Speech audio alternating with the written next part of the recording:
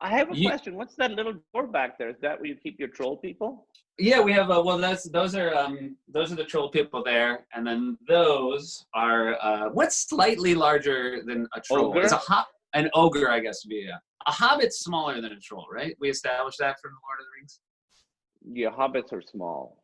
Yeah, I mean, Yeah. you would know, right? Would you know? I don't know. Are you? Do you like those films? I would know. I've watched those films. Listen, I feel like you're stereotyping me. However, the problem is you are accurate. So, You did. I mean, I want to bring it up because you broke free of your own stereotype recently. Now, right in the beginning, played into the stereotype. You got cast in a Marvel project, The Eternals. That's very much in line with what we expect from Kumail. I remember once seeing you do stand-up comedy in the basement of a comic book store. All of that tracked. mm-hmm. Then you got in like super comic book shape, and that was, I think, where you diverged from what we knew and expected of Kumail. To be sincere, I was like, so they asked me to play a superhero in this thing, and my first thought was, my God, I can't believe this is happening. Second thought was, I have to now get in shape. Because it was important to me because I was the first like Pakistani superhero, like in a mainstream Hollywood movie, in a Marvel movie. I was like, I want to look like somebody who can like hang with Thor and Captain America, you know. I didn't want to like also be the first schlubby superhero. Like I just wanted to break one barrier. I didn't want to break all of the barriers. Right. So I was like, and I think that's a valid and valuable barrier to break. It's for somebody else, not for me. So that's why I sort of was like, all right, I have to really, really do this. You know what sucks about it is there was no like secret to it, you know? It just was when it was like, oh, if I had done this when I was 21, I would have looked like this for most of my life, and it would have been way easier to achieve. How different would everything have been? Emily did say this transformation was hard for me, but it was harder for Emily. I definitely became like 30% less interesting, but I think it's a fair trade.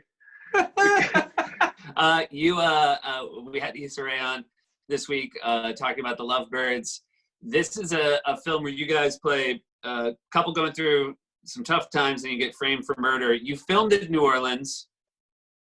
And she was talking about it was nice to be a woman on a film set who was co-starring with a man who were both thinking about what they were eating. But I realize now, both of you having to be thinking about it in New Orleans, a city known for its food, was it extra hard?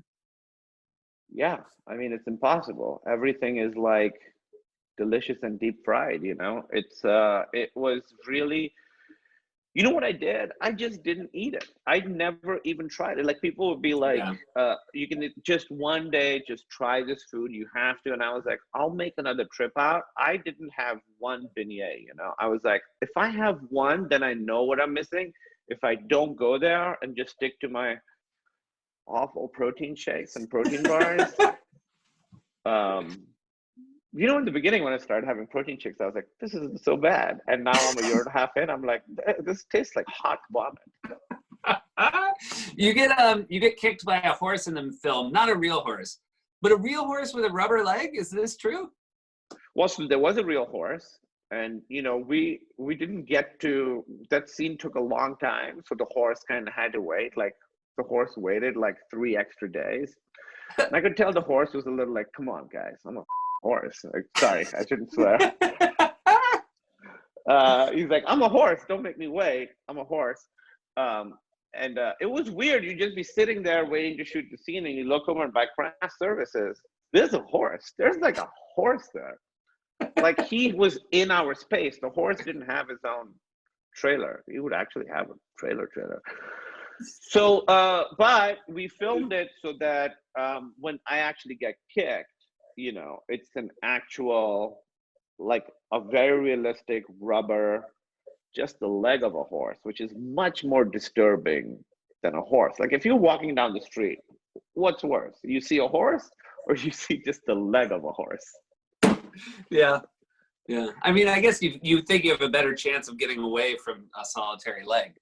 If it's just the leg of a horse and it's moving, two things. One, you will get away. Two, your world is now different. It's very exciting to see you and Issa together. I've been fans of you both for a really long time. The movie's great, and thank you so much, Kumail. It's always so nice to talk to you, and thanks for making us the time. Thanks for having me, man. Thank you. All right, we'll see you soon.